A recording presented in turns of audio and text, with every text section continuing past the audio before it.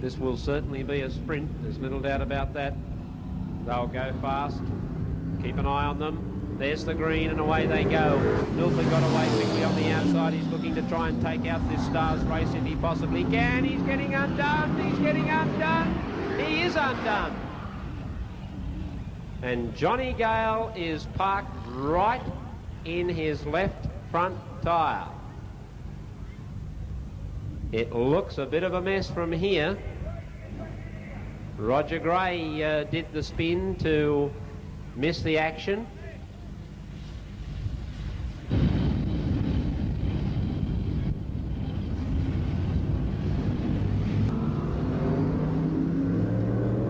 And we're racing. Ron Spinks took up the lead from George Tattnel, who's looking to come through on the inside from midfield 25 Camaro, and I think he's going to do it too. Tattnel now takes up the running from Spinks, and he looks a determined driver in this event too, does Tattnel. Roger Gray running third, and then comes Graham Milford and Johnny Gale on the back of the pack after their crash earlier in the race. George Tattnel has the lead in the Stars sprint, and he's going to try and hang on to it, I'd say. Roger Gray is closing in ranks and putting the pressure on Ron Spinks in second place. Roger Gray is holding down third, and really the race is going to be won by one of these three cars. Tattnel is in the box seat at the moment. Ron Spinks is giving him a couple of little taps to let him know that he's going to put the pressure right on him, and in fact is getting the caution flag for doing so. Roger Gray is holding down third place, and here's a chance for Gray to come through on Spinks. No, he wasn't quite up within the firing line. Tattnel now gets the white flag, just one lap to go. Tattnel leads on Spinks, followed by Gray. Then comes Milford in fourth place. Down the back, half a lap left to go, and it does seem as if George Tattnel is going to have this one safely in his keeping. 25 Tattnel, 4 Spinks, 77 Gray, 8 Milford, and 2 Gale. 1:14.587. 1:14.587. Well, down trackside at the moment, I'm going to speak with George Tattnel after his win in the Trophy Dash. He's unbuckling and getting ready to climb out of the Winfield Howe Camaro. And on behalf of the Newcastle International Motordrome, we'll make this trophy presentation to Gentleman George Tattnel. If you're listening to Radio 2HD yesterday, Paul McHugh was speaking with George, an interview that was recorded during the week. And George was explaining the hard campaign that he had. George, on behalf of the Newcastle International Motordrome, congratulations on taking out the Trophy Dash. And we're very interested to see you here, of course, in pavement action. We've seen you do plenty of the dirt track stuff, but you look pretty determined to snatch victory in that race too. Yes, Ross, we go out there to win all the time with the Winfield team, as you know, and we've only had 4 runs in this car now, and we're very happy the way it's settling down. We had a fuel problem in the race before, but everything's getting pretty close to being organised now, but we'll be in there trying for the feature race.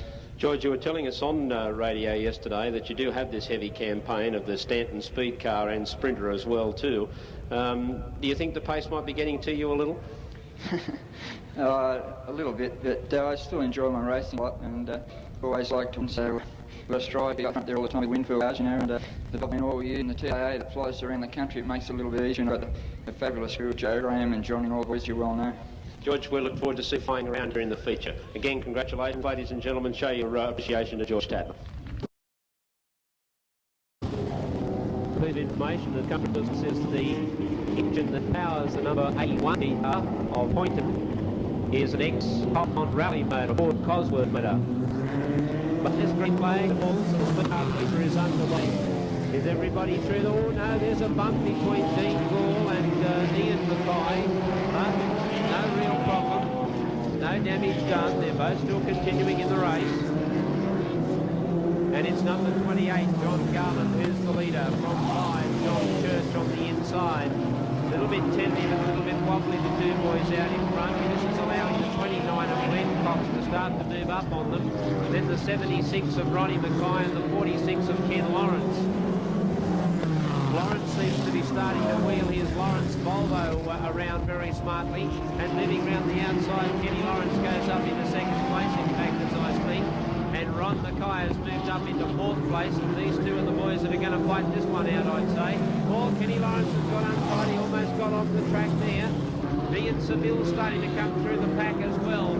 John Garland is our race leader, followed then by the 46 of Ken Lawrence, then the 76 of Ronnie Mackay taking a shortcut there to try and get through on the inside of Lawrence. Lawrence came back at him very tight though as they came into turn 3. Now Lawrence is gone. Right off the track he went. That gave Ron Mackay the opportunity to go into second.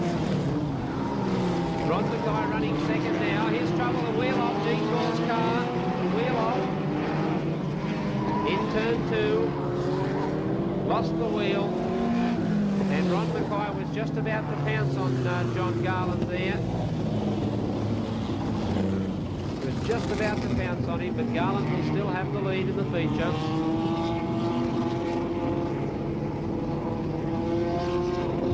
Bad luck for Dean Gall, who, as I pointed out to you earlier, is the brother of the Mr. Motocross champion Stephen Gall.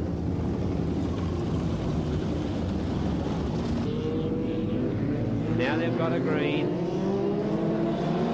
Ronnie Mackay going very quickly, very quickly indeed, moves up to the outside of Garland, and in fact goes right around him, and Ron Mackay takes up the running in the 76. Garland's back to second. Now Kenny Lawrence is holding down third in front of the hard-charging Ian Seville, who's coming through on the outside, and Poynton's catching up very quickly in the 81 too. There's a lot of wheel hiking going on now out there in the speed car division, but none of them are hiking along any faster than Ronnie Mackay at the moment, who has the race lead. Ron Mackay from John Garland.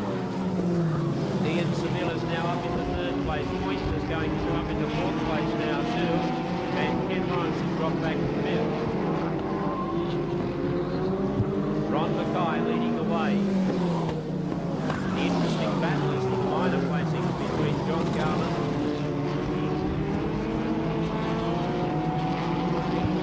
Ian Seville and Poynton, running 2nd, 3rd and 4th.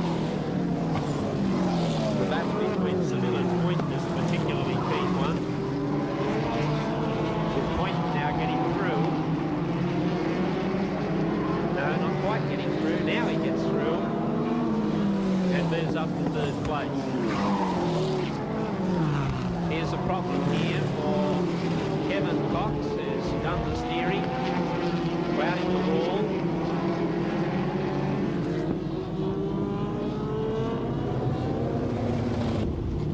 The Kevin Cox number 9 speed car being towed to the infield. A crucial start here for Ron Mackay. If he's going to maintain this lead, he'll have to make sure he makes a good start.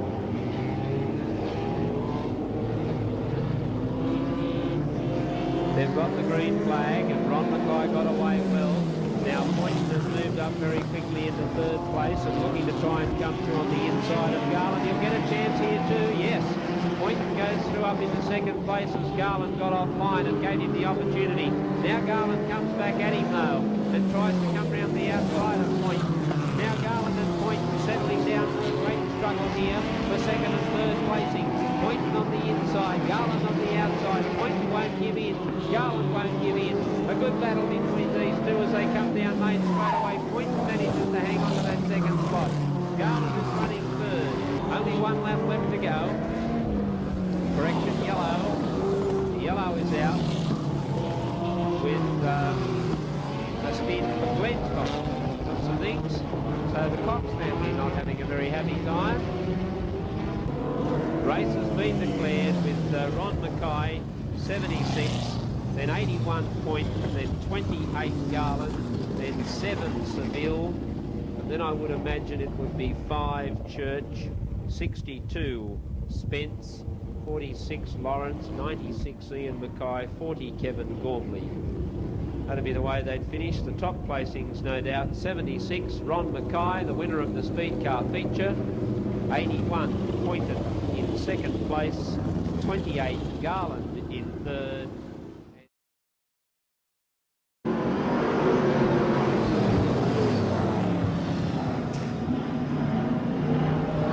Away they go go at the restart of the 20 laps of the feature, and John Brown, the Newcastle driver in the Corvette, has taken up the running and looks the goods at this early stage. Brian Hogan, another Newcastle driver, is holding down second place. Then comes the Sydney driver Johnny Gale, who's being pushed along by George Tattnel in a hurry-up move. Don McEwen, the Newcastle driver, is the meat and the sandwich at the moment as Ralph Ranger tries to come through on the inside of Tattnel, and does so successfully too. And then Ron Granger is getting mixed up with Ranger. Oh, the side of Ranger's car's been ripped out. Tattnel does a magnificent 360.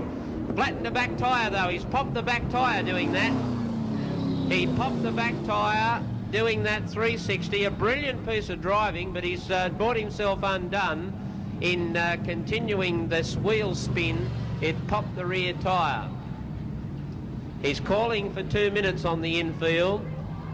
Now, what's the ruling here, Ross? Stand by. Right. No. The steward indicates no. The yellow light is still on. He will not grant permission for a tyre change during a yellow light situation. Got to hand it to him, though. That was magic. He did a complete 360, never even lost a breath. Popped the tyre. Granger came through on the inside of Ranger there. Granger and Ranger having a tussle. And look at Ralph Ranger's beautiful D&D body repair Monza. It looks rather ugly at the moment. Now, is that car number 11 or an equal side? The whole field is being cautioned. The whole field being cautioned. Ron Pine says there's more there than me. Give it to them too. Merv Wilson in the Ampol Thornton Mini says, well, I'll let these blokes go hammer and tong out front and I'll win this. Yeah, and why am I copying the caution? He'll keep popping around in his little Mini. John Brown, Brian Hogan, Don McEwen and John Gale are the top 4 cars. Ron Granger is back in the race. And we have been down to 8 cars. The green flag drops one more time, and John Brown being pressured by Brian Hogan on the outside. Brian Hogan realises that he's got a good chance. He tried to come back down across Don McEwen there, but McEwen tried to hold him out. McEwen tried to hold him out, and the black flag's going out for McEwen. Yes, he looks like he's in trouble anyway. Don McEwen's out. Now the race leader is John Brown. What a hectic car race this has been. John Brown, Brian Hogan, Ralph Ranger, then Johnny Gale, followed by Ron Granger, and then Ron Pine and Merv Wilson. Let's look at the dice now for the minor placings. John Brown's out in the lead. Ralph Ranger's going round the outside here of Brian Hogan, and Ranger now goes up into second place. Brian Hogan, with half the car hanging off, is holding down third place and under pressure from Johnny Gale. Now, I think the interest of this car race is going to be whether Ralph Ranger can run down John Brown up the front. Now, Ralph Ranger has John Brown in his sights. What's he going to do to get by him? John Brown has kept a nice tidy line so far in the French Brothers Tyres Corvette, and Ralph Ranger in the D&D Body Repairs Monza is going to have to work away and keep the pressure on him. He's keeping the pressure right on Brown at the moment. Oh, Johnny Gale's gone. He clouded the fence. Ron Granger lost the track too. Caution on Ranger to keep himself clear. Here's a chance now. Brown drifted. Ranger's got him. Brown back at him. No, Brown just won't give in. Ranger has tried twice to pick him off down the back straight there, and he's been unable to do it. There's only 5 to go from here. Brown and Ranger. They've been like that all the way. Ranger has tried twice to get by him, but hasn't been able to do it so far. Here's Brown in trouble. Brown's gone. And Ranger to the lead in the feature. Ralph Ranger into the lead. Granger in second place with only a lap left to run. Ralph Ranger in the D&D Body Repair Monza is going to cap a very successful day. He won the Stars race, and now he comes home to take the checkered flag in the feature.